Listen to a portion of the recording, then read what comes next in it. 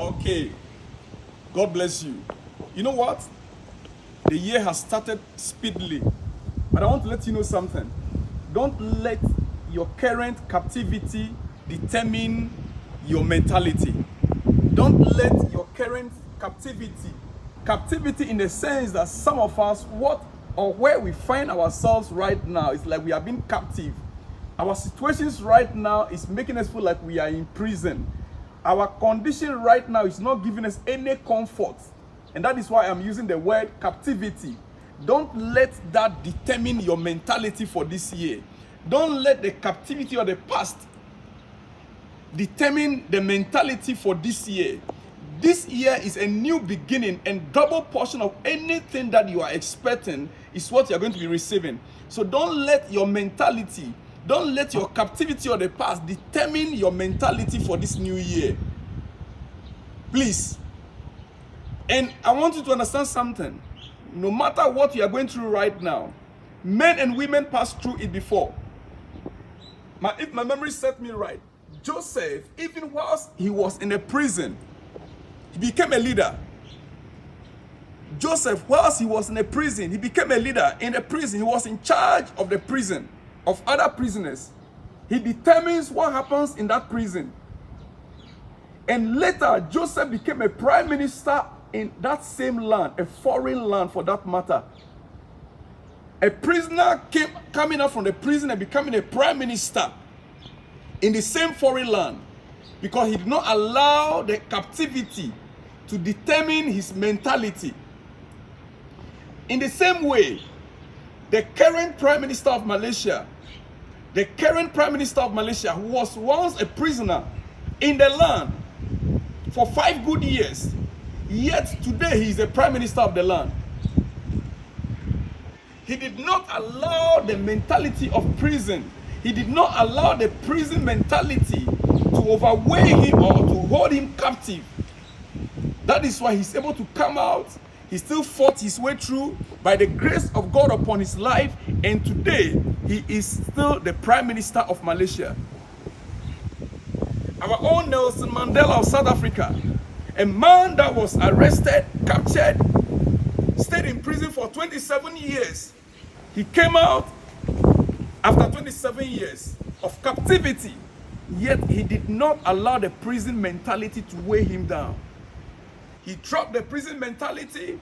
He did not allow the captivity to determine his mentality. That is why he came out after 27 years and still became president of South Africa. May his soul rest in peace. But he became a president. He decided when to step down. He stepped down and handed over to his vice. That is a man that have a mentality of greatness. A man that God purposely, took from nothing. Whilst even he was in the prison, God made sure, God strengthened him. Grace of God found him. The message of God located him. Just as the grace is locating you that is hearing the sound of my voice. Don't let your captivity determine your mentality. In the Bible says that, and the ark was taken to the house of Obed-Edom, a man that was condemned. They took the ark to his house, hoping that if the ark should be placed in anybody's else's house, that man or that woman might die. That family would have been consumed. And therefore, let's take it to the house of Obed-Edom, a man that was condemned. To them, if Obed-Edom and his family are destroyed, or they died, or they were killed, nothing happens. Their life doesn't matter to any man, but their life, Obed-Edom and his family's life matters to God. When the ark was taken to Obed-Edom's family, when the ark was taken to Obed-Edom's home, the ark of God that was carrying the glory of God, that is upon your life and upon my life. When the glory located Obed-Edom and his family, Bible says that he was blessed. Instead of killing him, the ark became a blessing unto him and his family. Instead of the ark to destroy his family, the ark became a blessing upon him and his family. As you are hearing the sound of my voice, I don't care to know the challenges you are going through right now. What I have come to declare to you is that because the glory of God is locating you, the blessings of God are going to found you. The favor of God are going to found you.